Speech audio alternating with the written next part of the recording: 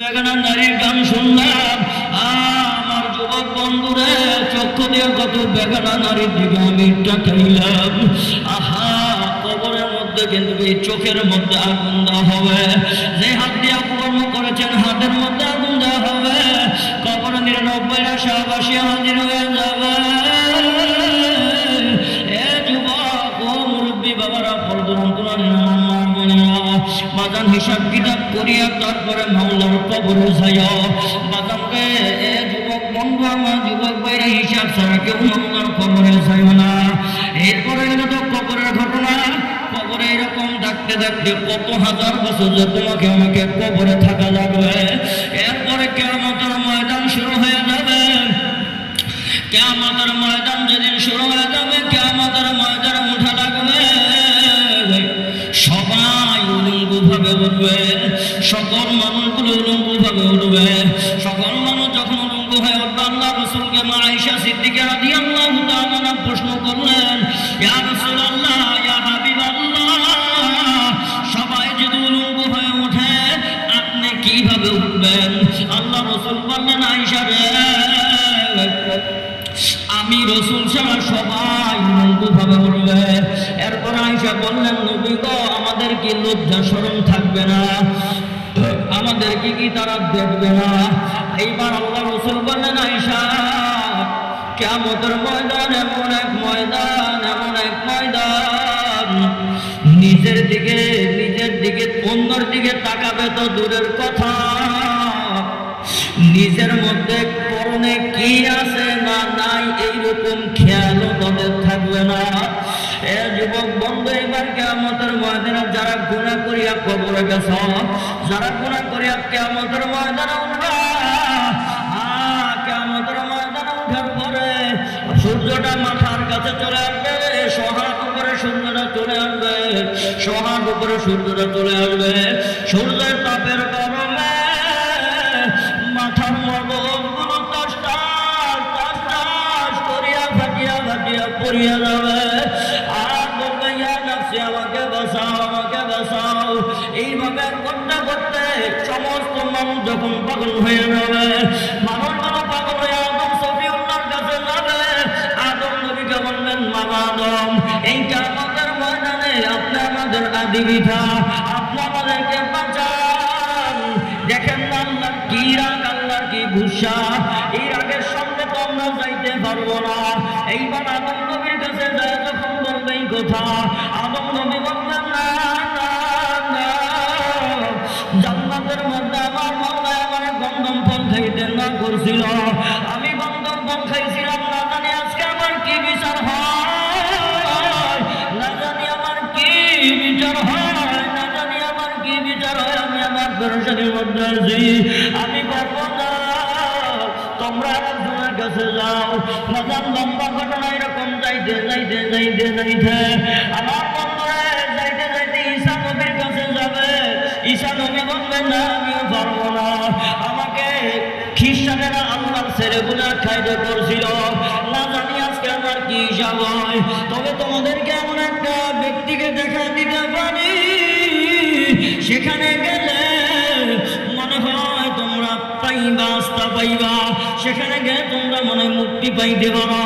তিনি আর কেউ নাই, তিনি হলেন নবীদের নবী, ইমামুল মুরসালিন, সাইয়্যিদুল মুরসালিন, নবী মুহাম্মদ রাসূলুল্লাহ। চিৎকার দিয়ে বলি সাল্লাল্লাহু আলাইহি ওয়াসাল্লাম। বাজানতে তোমার আমার নবী ছাড়া কেউ কিয়ামতের ময়দানে সুপারিশ করতে পারবে না। এমন তো অবস্থায় আয়েশা রাদিয়াল্লাহু তাআলা জিজ্ঞাসা করলেন, নবী গো, কিয়ামতের ময়দানে আপনাকে কোন কোন জায়গায় পাওয়া যাবে, কিভাবে আপনাকে আপনার উম্মতেরা তালাশ করবে? আল্লাহ রাসূল ডাক দিয়ে বললেন, আয়েশা রে, আমাকে 3 জায়গায় তালাশ করিও। এক জায়গায় হাউজে কাউসারের কিনারায় তালাশ করিও, 2 নম্বরে আমাকে তালাশ করিও ফুলসিরাতের কিনারে, 3 নম্বরে আমাকে তালাশ করিও মিজানের পাল্লায়। আমার বন্ধুরা, আমার যুবক ভাইরা, এটা তো বললাম যারা জাহান্নামের ঘটনা। এইবার আসুন যারা দুনিয়াতে থাকা অবস্থায় আমার মাওলাকে রাজি খুশি করিয়া, আমার মাওলাকে রাজি খুশি বানাইয়া, আমার আল্লাহ তাআলা বললেন, ইয়াউমা লা ইয়ানফাউ মালু ওয়ালা বানুনা মান আতাল্লাহ الله بقلب سليم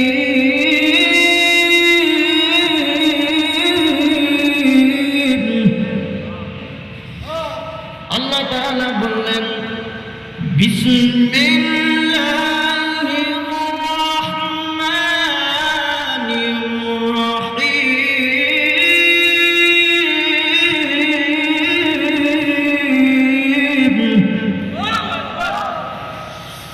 يوم لا ينفع مال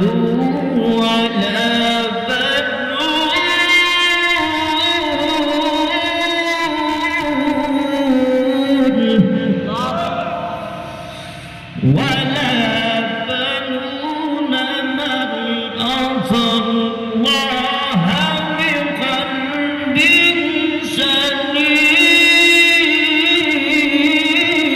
سليم আল্লাহ তাআলা বললেন কিয়ামতের ময়দানে মাল দৌলতের কোনো পরিচয় লাগবে না আমি আল্লাহর সন্তান সম্পত্তির কোনো কিছুর দাম নাই আমি আল্লাহ দরবারে মান আতাল্লাহ বিকলবিন সালিম আমি মাওলার দরবারে মাল দৌলতের কোনো কিছুর দাম নাই কোনো কিছু আমি চাইব না যে ব্যক্তি কিয়ামতের ময়দানে একটা পরিশুদ্ধ কলব নিয়ে আসতে পারবে সেই ব্যক্তিকে আমি আল্লাহ আপনাকে এই জান্নাতে দিয়ে দেব আমার যুবক বন্ধু আমার যুবক ভাইরা আজকে যারা দুনিয়ার পাগল টাকার পাগল আমার বন্ধুরা টাকার জায়গায় ঠিকই থাকবে তুমি থাকবে না কিন্তু যারা দুনিয়াকে লাঠি মারিয়ে আমার মাওলার পাগল হয়ে গেছে আমি মাওলাকে পাওয়ার জন্য আমার বন্ধুরা যে শীতের সময় ঠান্ডা পানিটা ওযু বানায় ফজরের সময় উঠে নামাজ পড়বে আমার মাওলাই কই এরপরে উজানির ময়দানে গেছে কারবালার ময়দানে গেছে তুঙ্গির ময়দানে গেছে কিয়ামতের ময়দানে তাদের হালতটা হবে কি কিয়ামতের ময়দানে তাদের হালত হবে কিসের জাহান্নাম কিসের জান্নাত কিসের হিসাব কিসের নিকাশ তারা উঠিয়া খালি দৌড়াইতে থাকবে তাদের সামনে নূর পিছনে নূর ডাইনে নূর বামে নূর উপরে নূর পিছনে নূর আর মধ্যে দলে দেখবার ভাবে আমার মাওলাই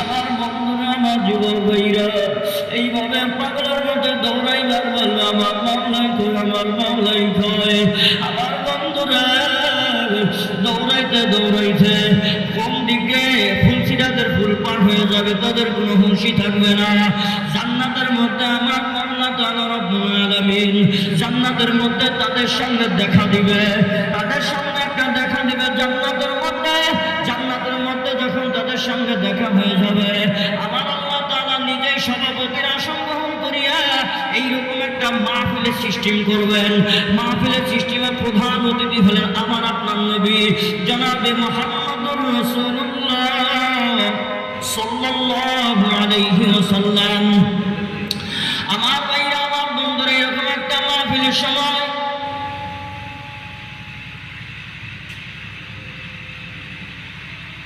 আমার বন্ধুরা আমার যুবক ভাইরা যুবক বন্ধু আমার যুবক বাবারা কিশোরগঞ্জের ভাইরা ও পুলিয়াচরের বাবারা যারা গান শুনতেছে আমার মাইকের আওয়াজ যতদূর পর্যন্ত যাইতেছে বাদাম যারা চলিয়া গেছে আমি মনে করি তাদের কপাল খারাপ তাদের কপাল ভালো না কারণ একটা কথা হইল এখন আমি আয়োজন করলাম আয়োজন করার পরে আমি সবার ফার্স্টে আইয়া বয়ে রইলাম এখন বয়ে থাকতে দোয়া না করে যাওয়াটা এটা একটা বেয়াদবি তো যারা দোয়া না করে গেছেন আমি তাদের পায়ে হাত দিয়া বলবো এখনো যদি যারা যেয়ে থাকেন আসেন দোয়া হচ্ছে মকবুল আল্লাহ তাআলা একটা নিয়ামত কার দোয়া কখন কবুল হবে এই যে মাহফিলটা কত কষ্ট করে আমার বন্ধু আব্দুল্লাহ ভাই করছেন এত কষ্ট করে করছেন দোয়াটা না করে কেউ যায় না যারা গেছেন অনুরোধ করবো ফিরে আসেন আল্লাহ তাআলা কবুল করবে ইনশাআল্লাহ কার দোয়া কখন কবুল করবে একমাত্র আমার আল্লাহই ভালো জানেন তা যারা গেছেন এখনো মানে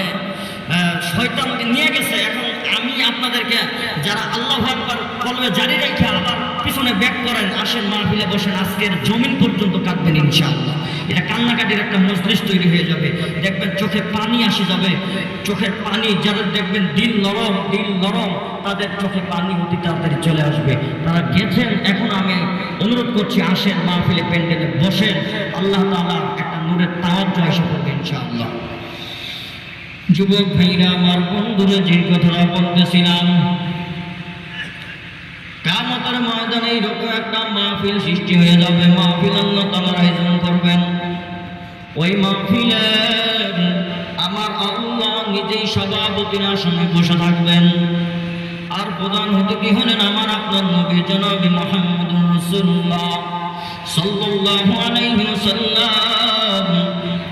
আমার আপনার নবী হাবিবে কিবরিয়া জনাব মুহাম্মদুর রাসূলুল্লাহ সাল্লাল্লাহু আলাইহি ওয়াসাল্লাম তিনি নিজেই প্রধান অতিথি হবেন। আমার ভাইরা জান্নাতীরা চায়া থাকবেন, এইবার আমার আল্লাহ বলবেন, দাউদ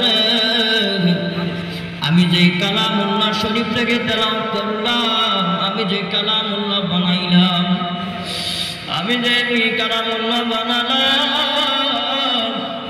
এই কালাম থেকে তুমি একটু তেলাওয়াত করো, আমার জান্নাতি মেহমানদেরকে একটু শোনাও, আল্লাহ তুমি কবুল করো, বলেন আমিন। আল্লাহ তুমি আমাদেরকে ওদের সঙ্গে শামিল করো, বলেন আমিন। আমার যুবক বন্ধু, আমার যুবক ভাইরা, যখন দাউদ আলাইহিস সালাম কালামের তেলাওয়াত করবেন, এত মজা, এত মধু, এত মজা, এই মজা শেষ করা যাবে না, মজা দিতে পারবো না। ও মা বোনেরা, মনরে বুঝরে মন, একদিন ঘরে বউ হয়ে উঠছিল রে মন, কত মেয়ে লোকে বাতাস করছে, কত মেয়ে লোকে শরবত পান করাইছে, এমন একদিন আর এই ঘর থেকে সাদা কাপড়ে কাপড় নিয়ে বের হয়ে যাওয়া লাগবে। আমার কুলিয়া সর্বজন করিয়া কাপড় গান্ধির বাবারা, আরে কত টাকার মালিক হইলাম, বাড়ির মালিক হইলাম, অথচ আমার মামলার পাগল হইলাম না, আমার আল্লাহ পাকের পাগল হইলাম না। যুবক ভাই আমার, খুব খেয়াল করবেন, কোনো দিকে নজর নাই, কেউ গেল কিংবা কেউ আলোটার দিকে তাকায়েন না, মাথাটা নিচের দিকে দিয়ে আমার মাওলাকে তালাশ করেন। যুবক বন্ধু, আমি তখন তো মানুষ, কত কষ্ট করিয়া লেখাপড়া করিয়া আজকে এই পজিশনে আসছি, আমার মাওলা আমার আনছেন। আপনাদের দোয়ায় আমি কখনো কল্পনা করতে পারি না আমার মাওলা আমাকে তার ঘরে নিবেন, তার ঘরে আমাকে জিয়ারত করাইবেন। ঢাকা বিশ্ববিদ্যালয় কন্ট্রোলার স্যার আমাকে অনেক ভালোবাসেন, অনেক যত্ন করিয়া তিনি আমাকে মহব্বত করি আল্লাহর ঘর জিয়ারত করার মতো সুযোগ করে দিয়েছেন। বাজারে আমি কখনো কল্পনা করি নাই। আমিও দোয়া করি বাজান, আপনাদের জন্য দোয়া করবো ইনশাআল্লাহ। এ যুবক বন্ধু, আমি আমার কথা বোঝাবার জন্য আমি এইটুকুই বললাম। আমি আমার স্যারের জন্য দোয়া চাই, আপনাদের জন্য দোয়া করি, আমার জন্য দোয়া চাই। ভবিষ্যতে আসি বা না আসি জানা না, এটাই আমার জীবনের শেষ মাহফিল হইতে পারে। ভাই, এখান থেকে বাড়িতে যাইতে পারবো কিনা কোনো গ্যারান্টি নাই, কোনো গ্যারান্টি নাই। যুবক বন্ধু, আমার যুবক ভাইরা, আমি যেটা বলতেছিলাম, দাউদ আলাইহিস সালাম তেলাওয়াত যখন করলেন, দাউদকে আল্লাহ তাআলা বলবেন, দাউদ এই কালাম যার উপরে আমি মামলায় নাযিল করছি, সেই নবী কত কষ্ট করেছেন, এইরকম কষ্ট তুমি করো না। যার উপরে নাযিল করছি সেই নবী তো তাইফের ময়দানে রক্ত ঝরাইছে, তুমি তো রক্ত ঝরাও না। সেই নবী উহুদের ময়দানে রক্ত ঝরাইলে, দাউদ তুমি তো ঝরাও না। দাউদ রে,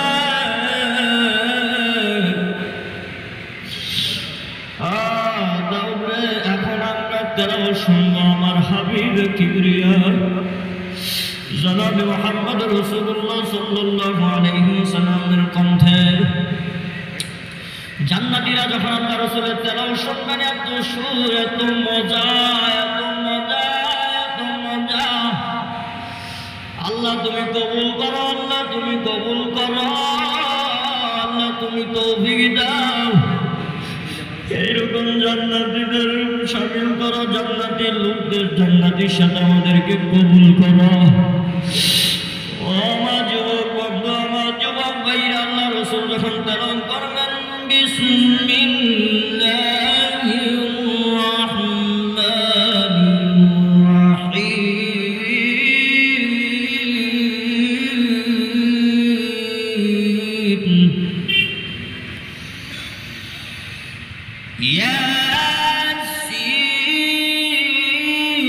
ইয়াসিন ওয়াল কুরআনিল হাকীম।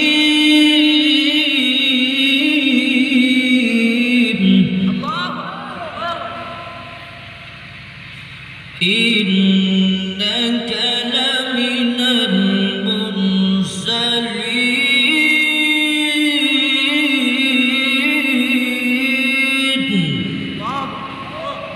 আলা সিরাতিম মুস্তাকিম। এইভাবে আল্লাহ রাসূল তেলাওয়াত করবেন। আমার সুর তো নাই, কিন্তু আল্লাহ রাসূলের এত সুন্দর কণ্ঠ, জান্নাতীরা পাগল হয়ে বেহুশ হয়ে যাবে। এইবার বলবেন, ও আমার জান্নাতি মেহমানেরা, তোমরা দাউদ আলাইহিস সালামের কণ্ঠে তেলাওয়াত শুনলা, তোমরা আমার হাবিবের কণ্ঠে তেলাওয়াত শুনলা। এতদিন যেইগুলো শুনেছ আমার দেওয়া, কার দেওয়া? বলেন কার দেওয়া? আমার দেওয়া। আল্লাহ বলবেন আমার দেওয়া। এতদিন দুনিয়ার মধ্যে কত বক্তার কণ্ঠ শুনছো, আমি আল্লাহ দিছি। এতদিন যত ওলামায়ে কেরামের কণ্ঠ আমি আল্লাহ দিছি। এতদিন যে কোরআনের হাফেজদের কথা কণ্ঠ শুনছো, আমি মাওলা দিছি। এখন যে দাউদ আলাইহিস সালামের কণ্ঠ শুনলাম, আমি আল্লাহই দান করছি। আল্লাহ রাসূল তেলাওয়াত করছেন, বললেন আমি আল্লাহই কণ্ঠ দিছি। এখন আমি নিজে আজ তোমাদেরকে তেলাওয়াত করে শোনাবো। জোরে কোন আল্লাহু আকবার। আল্লাহ তাআলা বলবেন, আমরা বিসমিল্লাহির রাহমানির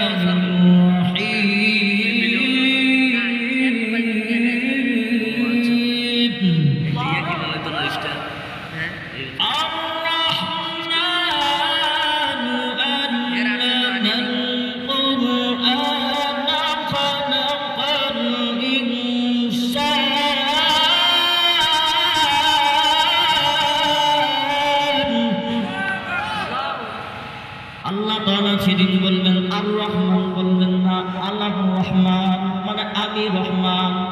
আল্লাহু আকবার। আল্লাহ বলবেন আমি রহমান, আল্লাহ বলবেন কোরআন, আমার কোরআন। আমার যুবক বন্ধু, জানে এই জান্নাতের মধ্যে থাকতে হইলে আমাদেরকে কি করা লাগবে? হক্কানি রব্বানি আলেমদের সাথে থাকা লাগবে। হক্কানি রব্বানি আলেমদের সহবতে থাকা লাগবে। বাজান রে, হক্কানি আলেমদের সহবতে থাকা লাগবে। এই হক্কানি রব্বানি আলেমদের সহবতে থাকতে হইলে আমাদেরকে কি করা লাগবে? বাজান রে, আলেমদেরকে সঙ্গ দিতে হবে, এই মাহফিলের সাথে থাকতে হবে। বারবার যাতে মাহফিলটা আপনাদের এলাকায় হয়, সেই প্রতিষ্ঠায় কাজ করতে হবে, সেই প্রতিষ্ঠায় কাজ করা লাগবে। আল্লাহ তাআলা আমাদেরকে তৌফিক দান করুন। আমার যুবক বন্ধু, আমার যুবক ভাইয়ারে, নাম শুনেছেন আপনারা আব্দুল উজ্জা, নাম শুনেছেন বাজানরে, তার নাম হইল আব্দুল্লাহ, কিন্তু তার নাম হলো আব্দুল উজ্জা। আমার যুবক বন্ধু, আমার যুবক ভাইরা, তার বাবা নাই, মাও নাই। বাবা তার মারা গেছে, মাও তার মারা গেছে। আমার বন্ধুরে, মক্কার মধ্যে একজন তার চাচা ছিলেন, চাচার কাছে লালিত পালিত হয়েছেন। চাচার কাছে লালিত পালিত হওয়ার পর আল্লাহ রাসূলের হাতে গোপনে কালেমা পড়ে মুসলমান হয়ে গেছেন। একভাবে তার চাচা জানার পরে, তার চাচা যখন জানার পরে তার ভাতিজাকে বললেন, ভাতিজা, ও আব্দুল উজ্জা, তুমি যদি ঈমান না ছাড়ো তুমি যদি ঈমান না ছেড়ে দাও তাহলে কিন্তু তুমি আমার যত টাকা ভোগ করছো, যত সম্পদ ভোগ করছো, সব কিছু দিয়ে দাও। এইবার আব্দুল উজ্জা ডাক দিয়ে বললেন, চাচা আমি আমার সব কিছু দিতে রাজি আছি, শুধু সব না আমি আমার জীবন দিতে রাজি আছি, কিন্তু আল্লাহর প্রেমে ঈমান দিতে রাজি নাই। এইবার বললেন তাহলে আমার সব কিছু তুমি দিয়ে দাও। এইবার আব্দুল উজ্জা সব কিছু দিয়ে দেওয়ার পরে তারপর একটা ছিল লুঙ্গি। আমার বন্ধুরা চাচা বললেন লুঙ্গিটাও তো আমার টাকার কিনা, এই লুঙ্গিটাও আমাকে দিয়ে দাও।